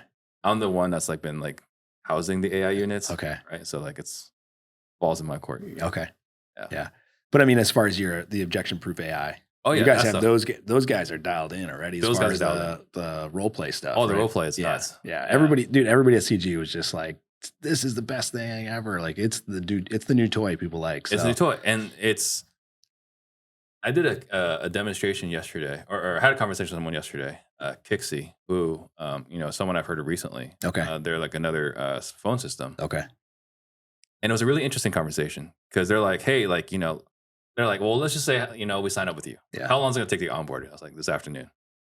Right. Yeah. And they're like, no, like, seriously, like, if I give you money today, Yeah. when can my team be up and running in the system? I was like, this afternoon. Yeah. And he was so dumbfounded by my answer. And I'm like, and I was shocked that he was shocked. Yeah. And I was like, why are you so like in disbelief Yeah. that we can have you up and running this afternoon? Right. And his answer surprised me because I'd not done enough market research here. Okay. He's like, every other AI company requires you to send them all this training data, right? So Corey, send me all your successful calls. Send me all your bad calls. We're going to feed it into AI to train it. Mm-hmm. So now we know if you had a good call or a bad call, Yeah. which sounds so ridiculous to Right. me. Because, we're a sales company. Right. We know what a good sales call sounds Right. like. We know what a bad sales call sounds like. So that's what Ian's been training for the last 2 years. Yeah. So I was like, he's like, so why are you different? I was like, I don't know, because we're passionate about sales. So like, we can tell you what a bad sales call sounds like. We don't need AI Right. to tell you what a bad sales call sounds like. We do this all day. Every day. Yeah. And so that was like you're talking about like, the new shiny toy. It's Yeah. really cool to see like the professionals out there being blown away Yeah. by what we're doing. Yeah. The first thing when I walked into CG, ran into Paul Grimes out of Augusta, Georgia. Yeah. And at the last CG, we were talking AI and chat and doing some of these little zaps and all these other things. And we're like, what's new, man? What's going on with the business? And he's like, man, we're using Trang's objection-proof AI, and man, this thing is the best thing ever. And that was pretty good. That was pretty good, Paul. Yeah. And I mean, he just went on and on and on about it. Right. So I mean, and then I talked to somebody else, and they're using it, and they're using it, and they're using it. So you guys built an amazing product. And yeah, well, it was again through the really the vision and wisdom, right? Stephanie Betters, Casey Ryan, Brad Chandler. They're like, hey, we want this, and we think you can do it. Yeah. So build this for us. Yeah. It's like, okay. Yeah. And now you're building the callers. And we're building the callers. We're hoping to have that up in a month. That's awesome. All right. Well, then, let me know when you get those up. Yeah. Well, you should know. Expensive. Okay. Okay. But yeah, I think that's gonna be such a game changer. It's all about ROI, though, man. Yeah. Like it's like the thing that's sad because we talked about it with Pace's podcast 2 weeks ago. Right. Yeah. It's like my definition of success necessarily leads to job loss. Like that's the thing that sucks the most about it. It does. Right. Like if I do a really good job, we're out of jobs. Yeah. Yeah. AI it's here though. I mean, you either embrace it and it is what it is, or you get left in the dust. And a year from now, you're going to be like, well, those people don't have a job anyway because of something else that someone else is going to do it. Someone else is going to do this it. This is kind of like how I used to justify, like me like taking money from old people at poker tables. Like, well, they came to the casino with the money. It wasn't going to be me. It was going to be somebody else. Someone was going to take that money. That's right. Like, so true. So true. But yeah, so now you also do some sort of dispo stuff as well, right? You have a course. Talk yeah. So I have a BURR course. Yeah. BURR course. Okay. Yes. So talk to me about the BURR course. Yeah, the BURR course I created. Actually, Tom Kroll he was talking about having me be on their platform at Wholesaling Inc. and coaching with them. And so, but first I had to build this course first before I could do it. So he kind of helped me, coach me on becoming a coach a little bit. And so I built this program, and then he sold the company to another guy, like right when I thought we were launching it, and like we were going to sign a contract. And then he's like, hey, by the way, I sold the company. I was like, all right. And the new owner had enough stuff on his plate and was dealing with all that stuff. So I had this course, and it's all about the BURR strategy and how to get your first property. And you can use it for flips too. You just don't refinance it at the end. You just do everything else, but just don't refinance at the end. And it's been good, man. First year I had like 50 people right away join it. We were charging like, I think $3,000 at the time. And I was doing weekly coaching calls. And it was good because I got to get feedback. We made some changes in the program and all that kind of stuff, and added some modules and took some out and that. But then I would be like in Florida, like 1:00, and like the numbers would drop on those weekly calls. There'd be like 2 people. And I'm like, I want to be on the boat right now. I don't want to be like, so I just gave everybody my cell phone, and I was like, call me if you need it. Here you go. And I mean, people got some great success. So we had one guy go from 0 to like 40 units in his first year. Wow. Doing the BURR strategy. It was awesome. Like he's my poster boy. That is awesome. It was great. That is awesome. So life-changing stuff. Wants to find out about how did they do that? Yeah, they can just go to our website. They just go to wisconsindiscountproperties.com. They can if they don't want to get on our buyers list yet, they can just fill out a little contact us form and say, hey, Corey talked about the BURR program on Steve's thing. We'll just give it away. Like we're just going to give it away for free going forward. So of course you were selling for $3,000. Of course we were selling for $3,000. Now they had some coaching components. Now we sell for about $1,500 because I don't do the in-person coaching stuff. But yeah. Anybody who wants it, I think we just are going to ask, like, I think my guys in the office will just ask you to join the buyers list. You can literally join it, have a conversation with them, get the discount code, and then unsubscribe if you're not interested in buying in Wisconsin. It's fine. I just want to help people. Yeah. I believe in the BURR so much. It's just the best vehicle to build wealth, in my opinion, out there. It absolutely is. I mean, that's the thing that I am so envious of everyone in the Midwest. Yeah. Right. It's like I even opened the market in Oklahoma City. Did you really? I was like, man, like I'm really feeling left out on this whole BURR deal. Like let me like go into a Midwest market and start BURRing properties. Yeah. What happened there? Did not work out. Did not work out. But that was a leadership issue. I thought I was expecting some things to happen. Yeah. They weren't quite happening the way I was expecting them. Okay. All right. Yeah. So misalignment in values in the organization, which you might have experienced once or twice. I've experienced that once or twice. Yeah. So if I had to do it all over again, I definitely would. I just would have done it with a different squad. Okay. Yeah. And who knows? Maybe someday. There you go. Right in Wisconsin. Let's go, Steve. I'll get you my BURR course for free. Let's get you up there in Wisconsin. All right. We'll get you buying some deals. How easy is it to evict people? It's like a 30-day process. 30 days. Okay, Yeah. that's not 20. Well, you issue a 28-day notice, and then it goes to. Then you have to file, like, get the eviction writ or whatever, and then the sheriff You know how comes. fast So we can get people out here? I think it's a couple weeks. 18 days. Right? If That's you nice. miss on the 1st, by the 18th, we can have you out of here. Wow, Yeah.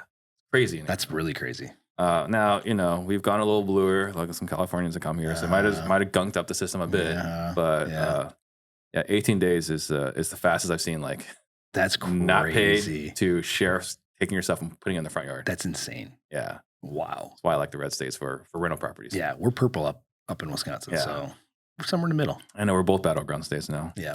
And then you got you love helping people. You love watching people grow. Mm-hmm. What's the story behind that? Man, it's like it's probably something from my childhood. Mhm. Gives me some some of that dopamine hit. It's like getting a deal, right? For me, when I see somebody else that I've helped get a deal, I get the same rush as if I got the deal, right? So there's a lot of probably I don't know what you call it, it's for myself to do it.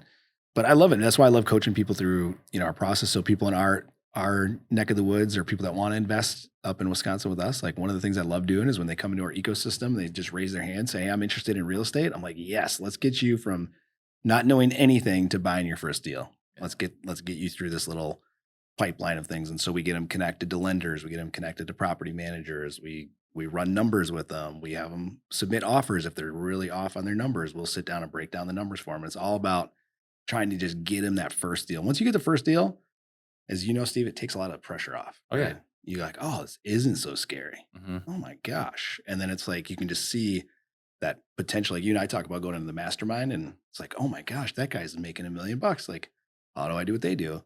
Once they do that first deal, they kind of have that same epiphany of like, whoa, my goals were so small. The world is my oyster. And it's just a cool moment to watch. Break a lot of people. limiting beliefs. Yes. Yeah. For sure. Yeah. And then you set off a goal to have 100 BURRs. Yeah. How are we doing there?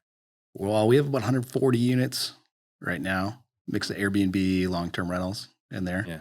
But we're not living on the beach. Yeah. Yeah, BURRs are not. you're not going to get 200 rich on a door. cash flow. You're not 200 a door cash flow right now on those 100. We probably are. Okay. We probably are.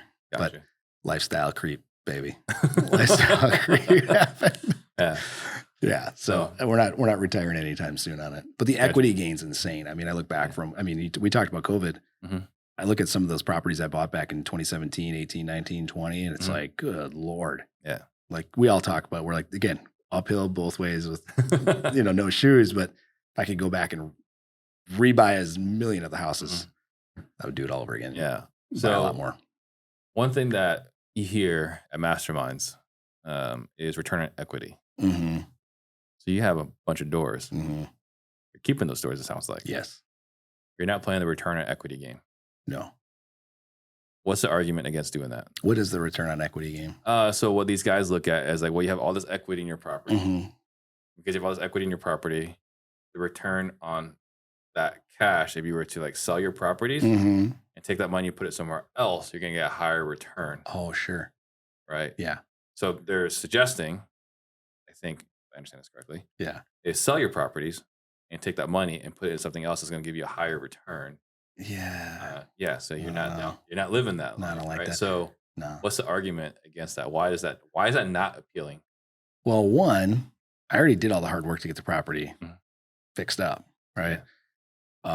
Two, my tenant's paying my debt down. Mhm. I'm not paying it. They're paying it, right?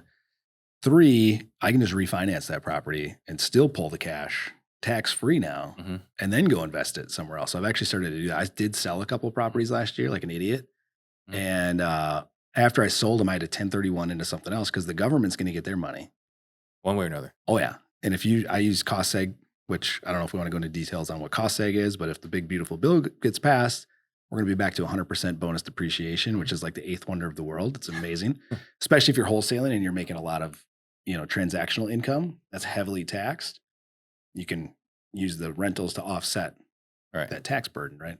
And so that's really what we look at every year. It's like, okay, let's buy enough rentals at least that are going to offset our income enough that we're paying a much smaller tax bill.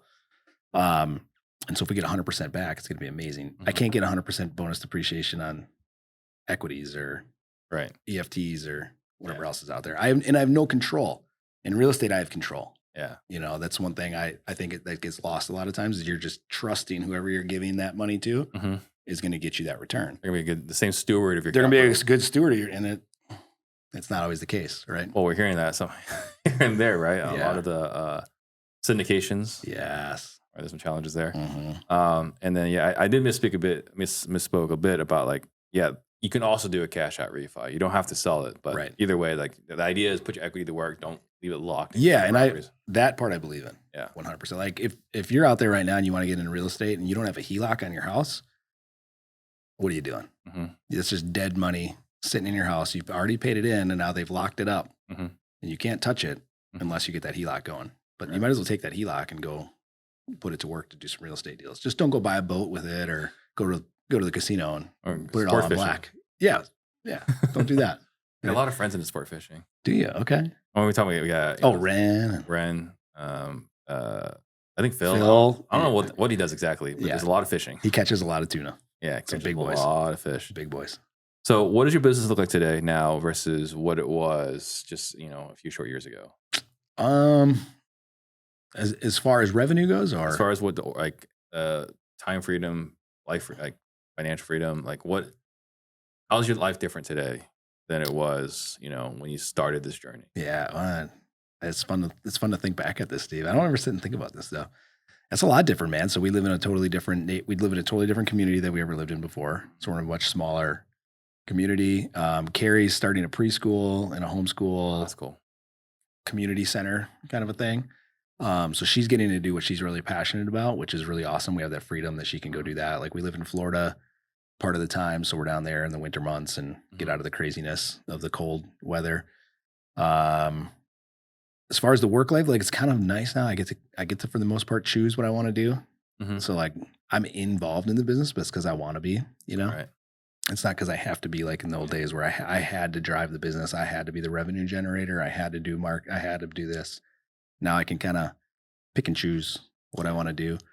And, we have good people. Our team is awesome right now. Like there's nobody on our team right now that I'm like, I don't know about this person or how long they're going to be here. Yeah. Everybody on our team's phenomenal and they're all doing a great job. And so it takes a lot of that PTSD away of maybe some people who have had before that could have probably ruined trust with employees. But the ones that we have now, who knows? I could be an idiot. They could be cooing behind the scenes on me again. I don't know. But right now, I don't get that vibe. Everybody takes ownership in what they do. Everybody loves what they do, it seems like. And we have a lot of fun together. So being the Hulk in your pond, you get to hang out with cool people like Aaron Rodgers.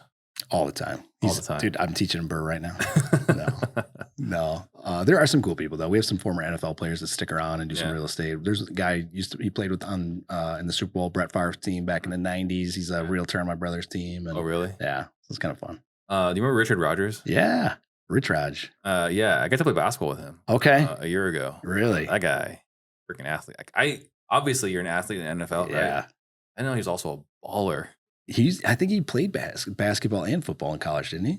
I don't know. Okay. I just remember showing up at the gym. Yeah. Like this is the first time I ever played basketball. Like pick up basketball as invite only, Okay. right? It was my buddy inviting me. I wasn't like, hey Steve, you're an incredible athlete. Yeah. Right?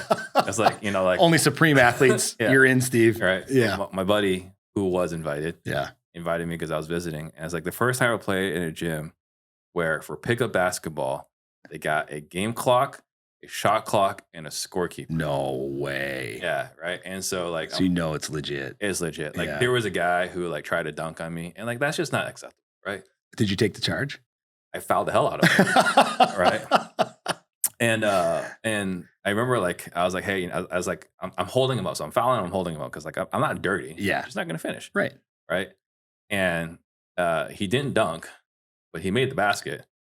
And he looked at me and he was like, you're going to have to foul me a lot harder. You're going to try to stop me. I was like, wow. Okay. I didn't know I was at this Whoa. level. Because these are the guys that played in college. Yeah. He's like some of these guys still trying to go pro. Man, it was insane. But yeah, we saw Richard Rodgers. He was the one that was walking right before me, right before. And my buddy's like, Elvin May's like, remember him?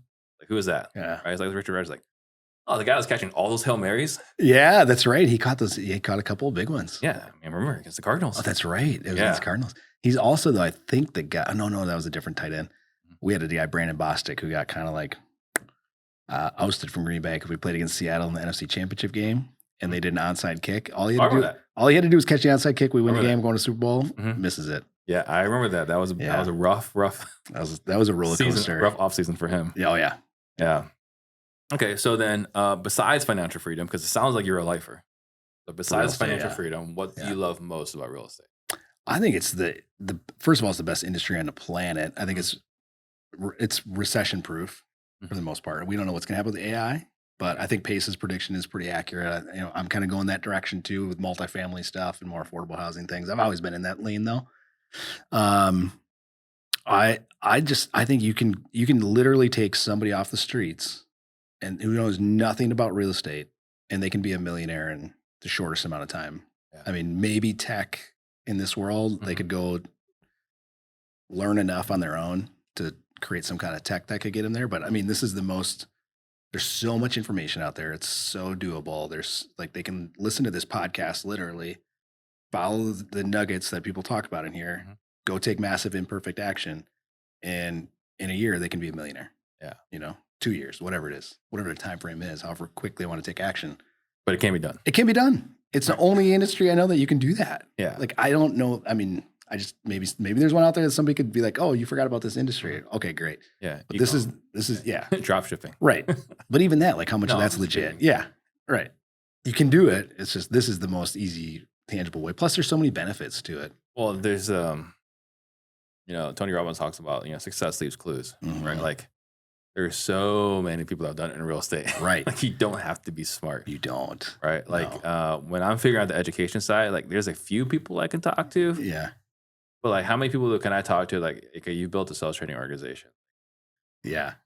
This seat, that seat, what's the right amount of budget for marketing? Where should I be marketing? Like, there's no masterminds to that degree. No. Right. But I can go to CG. Yeah. And there's hundreds of people there. Right.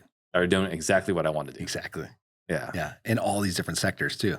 Right. So you can be like, okay, I want to do commercial, or I want to do single family, or I want to do this, or I want to do that. I want to do subject to, I want to do wholesale. There's like within it, for us people who are like squirrels, right? There's plenty of ways. There's plenty of ways to go squirrel out in real estate, and it's just, I don't know. Is that why we attract so many mavericks? I think so. Yeah. Yeah. I would think so. What do you want to be remembered for? Helping people, man. Just helping people. Mm-hmm. Yeah. Like if I'm sitting at my casket, I want that thing. I'll line out the door going, oh, that dude changed my life. That dude changed my life. He poured into me. He gave me this nugget that totally changed the trajectory of where I was going. That's, to me. I know we touched on it a little bit, but where do you think that came from exactly? Oh man, what event probably in my childhood, right? I think it all stems back from just wanting that appreciation for accomplishment, right? Like, to me, that's the ultimate accomplishment, is helping other people get what they want, right? Zig Ziglar said it. We all say it, right? It's the cliche. Yeah. We help enough people. And you're probably along that same line, I would imagine, with your mission, right? What about for you? What do you think that came from for you? Wanted to help people? Like the millionaire, your mission of creating the millionaires. I mean, I think it was, for me, when I started doing it, like, I've always been service oriented, but I think, I was inspired when, I read about Carnegie doing it, right? Okay. And then, like, when I read Zig Ziglar, like, man, that saying really resonates with me. Yeah. But it wasn't real until after I started helping people. Okay. And you start seeing success. Yeah. And you realize, like, man, like, the dopamine you get from helping people far exceeds like the money, right? Yeah. Like, Pace talked about it, where I'd rather get a wholesale fee or a guy that said thank you for helping me wholesale. For sure. I'd rather get the thank you Yeah. for helping me wholesale. Yeah. And it's crazy. Yeah. But that's where we're at. Right. Right. And so that feeling is addicting. I don't know many other feelings that surpass that. Right. Right. Like, it's the full dopamine hit. Yeah. 100%. I agree. I think we're both on the same line there. Probably a lot of us. I think it also is like for me, it was like a foundation thing, like Maslow's hierarchy of needs, right? Oh yeah. For me, it was like, okay, first I got to take care of home base, right? And not that that's stopped, right? That's still there, but it's become a lot more Less of a concern. Less of a concern. We've built some foundations, some walls, some security around what we're doing.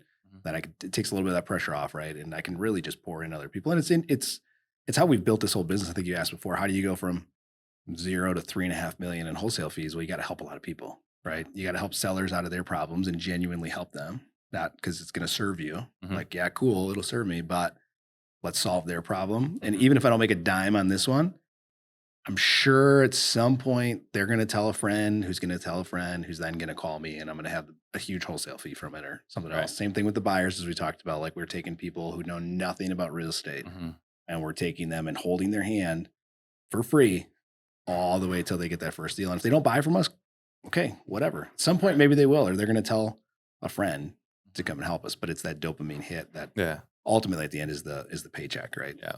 And you're a resource for your local community for that. For sure. And we're changing communities too. Another thing I love about real estate is you're taking some of these neighborhoods that are pretty beat up and you're getting people to invest capital and improve those and give people a better condition, a better place to live, better communities. There's so many great things about real estate, man. What's your biggest struggle today? Biggest struggle today is still just checking out, man. Just still being able to completely, because it's the dopamine, man. Yeah. Like, I want that dopamine hit. And like, I love my kids. They're amazing. Love my wife. Amazing. But sometimes like we can be just transactional in our families. I think we take each other for granted until something happens. And then it's like, oh, I really do love you a lot. And I really should be spending more time with you. And so it's trying to just build a muscle. It's building that muscle of checkout and be checked in here, checked out there, and be able to separate those two things. And I work from home too, which doesn't help. A lot of times it starts to blend things a little bit. Harder to shift gears. It's hard to shift gears. Yeah. Yeah. Are you doing anything to get better at it? I'm working with coaches. So I worked with Brad for a while, and then his program's like 7 weeks, I think. I don't know if he's changed it since then, but it's 5 or 7 weeks or something like that. And there's ongoing stuff with those guys that you can do. But then I have a local Brad. Literally, his name's Brad. He's local. So I did like 20 sessions with him, and now I actually brought him in to work with our team once a month. Oh, that's awesome. Yeah. So he's doing like a 2-hour session, I think next week with our team. Yeah. He did one last month and they loved it. So yeah. So those are good. Just constant. It's got to be the awareness. You got to constantly. I mean, these things are hardwired. They're hardwired in from childhood. It's pretty hard to continue to break that pattern. It's tough. It's tough. Yep. And I had actually invited Brad and Yvonne into our group for a couple of weeks. Just all the salespeople. Yeah. And like it's really eye opening, but it's hard to like shift your habits. It is hard. Yeah, like it has to be worked on, just like any other muscle. For sure. You can't just be like, all right, yeah, you can bench 300 now. Yeah, yeah. Not going to sit on the bench and just pop it up. You got to work at it. You got to build it up. Yeah. What is your superpower? Superpower, man. Probably, I think now being curious. Mm-hmm. Yeah, I think that's probably in sales. It's the number one reason why I was probably the top salesperson is because I would genuinely be curious about people. You know, and if you're curious enough about them, they feel like they're important. Absolutely. And then, bam, they're going to tell you all sorts of things that other people who are just very transactional or direct aren't going to get. Right. And so, and now this was something Chandler helped me with too. Is hey, you're a great salesperson. You're curious about your prospects and all that stuff. Get curious about yourself. Right. Be curious about why you're responding certain ways, or why you're doing behaviors you're doing, or why that struggle keeps happening. Just be asking yourself a lot of these questions, and it's helped. It's helped a lot. And just like, a quick anecdotal, anecdote, like, I left home this morning and my wife's like, hey, can you take care of this? Like, no, I can't do that right now. Like, if you asked me like an hour ago, the answer would have been yes. Yeah. But I was like short with her, Yeah. So I get in the car, like feeling like a piece of crap. Yeah. Yeah. There's that curiosity. Yeah. Why did I just do what I did? Why would I? Like, she didn't say anything bad. She didn't get upset. Yeah. But it's like, I'm kind of taking her for granted a little bit. Yeah, for sure. Right. I don't think enough people are curious enough. I think we just like the old me, if that was me, I would have gotten in the car and I'd have been like, screw her. She's mad at me. Or no, I'm not going to talk to her. How dare she? At least 3 days. I'm going to give her the cold shoulder. At least 3 days, really let her have it. Right. And then, that emotional bank account gets depleted down low enough where very quickly it creates a big explosion and something has to change. Right. And now, like, those fights, if we have them, are much shorter. Mm-hmm. It's like separate. Oh, why did I do that? And she did a lot of work on herself too, which was great. So she did her own little program and I was doing my stuff with the Brads, and we were able to get to the point now where it's like, if we do get in a fight, a lot of times we're able to reconcile a lot quicker. Mm-hmm. And it's a lot more like, we take a lot more ownership now of like, hey, sorry I responded this way. I was feeling this way because back in the old days, this is what that meant to me, or this is how I interpreted it. Even though I know that's not what you meant, this is the way I interpreted it. And then she's like, oh, I didn't know you would think of it like that. Wow, I'm really sorry. I'm sorry I made you feel that way. I wasn't meaning that. I was meaning this. And we just have a lot better, healthier That's great. conflict. Yeah. I think it's great that you have the Brads. Yes. It's like the Bobs. Yeah. Office space. That's right. Actually, I was limping around at CG last week. Yep. And Brad, Chandler's like, why don't you get a scooter? It's like, Brad, you don't understand. My childhood trauma will not allow me to roll around in a scooter. Okay. And then what failure have you learned the most from? Probably the coup. Yeah. Yeah. It's taught me a lot about leadership. Taught me a lot about messaging, how important that is to our team. It's really taught me a lot about it made me really think about what do I want to do? Do I want to be running a company? Do I not want to be running a company? Do I want to be the leader? Do I not want to be the leader? How do I want to do this? And then what do I need to message to the team about? I think that's probably one of the biggest ones for sure. And I think going back to what you're saying, like the messaging you were leaving with the team, really important. What message is getting out there between the words and the action. Yes. Yeah. 100%. What book have you gifted more than any other? What have I gifted? Honestly, there's one called I Don't Have Enough Faith to Be an Atheist. So for those people out there who aren't believers but want to be believers, to me, it's a great book. When it comes to like Christianity and faith and those kinds of things, like I do get into the doubt tree a lot, and I'm like, but what about this? Right? How is this possible? Or we said that. And so it's written from an apologetic standpoint. The guy goes through and he's a lot of science in there that explains a lot of things that would help us believe, the earth is unique and special and all those kinds of things. Then it gets into some of the old biblical stories and some of the proof behind that. The other one though, recently, is we talk business, is Who Not How. I read it a few years ago and I'm rereading it. And I'm like, this is just, to me, it's like a no-brainer. Like as I read it, I'm like, oh, duh. Like every time I read a chapter, I'm like, oh my gosh, why didn't I think of a who for that? Right. Oh, for sure. I had the good fortune. I got a chance to go through his program back in 2018. Okay. So, those was it Dan Sullivan's program? Yeah. Okay. So, it's been. I can tell you, like all those things were really helpful back then. Yeah. It's like I didn't buy all the stuff. It was like, all right, who has a podcast studio I can go use right now? Oh, my very first episode is just calling my friends that have podcast studios. That's awesome. Who has a studio versus how do I build a studio? For sure. Yeah. That's so good. Yeah. So it was really, really helpful. All right. So guys, if you got value from this episode, make sure you guys subscribe, and that way we got even more subscribers. We got even more disruptors coming who'll break down the exact moves they made to win, so that if you guys subscribe, hit that bell, you guys will find out when the next people hop on. So what are some lessons you want to leave everyone with? Ooh, lessons. Massive imperfect action. Don't worry about getting a business card, an LLC, a website, any of that stuff. Just go do the action, right? Take action. You'll figure it out, right? Yeah. If you want it bad enough, right? Or you'll give up at some point, and then you can go do something else and try it. But you got to take massive action at whatever the goal is. That's probably been the biggest 3 little words that have always served me the most in anything I'm doing, is just go figure out how to be the best. All right. And again, find some who's that are doing it already. Go learn from your who's, get some who's. Yeah. It's probably in your own backyard. Right. Don't have to go that far. Yeah. Don't come to Green Bay. It's a terrible market. That's the other thing I want to leave the audience with. Don't come there. Unless you're already in Green Bay, then send the deals. Then send the deals over. Yeah. All right. Yeah. Perfect. Someone wants to connect with you. What's the best way for them? Probably a Facebook Messenger, Corey Reyment. Just go out there, search it up, send me a message on there. I'm not on really social media. I have a who now that does all my social media stuff. So I don't really go on to Facebook. So if you comment on something, it's going to be my who that's responding to you in my Corey GPT voice. But if you message me, I will be the one that responds to you personally on Facebook Messenger. Awesome. Thank you so much. Hey man, appreciate it. Yep. Thanks. Thank you guys for watching. We'll see you guys next time. Shout out to Steve Trang. Jump on the Steve Trang. Disruptors.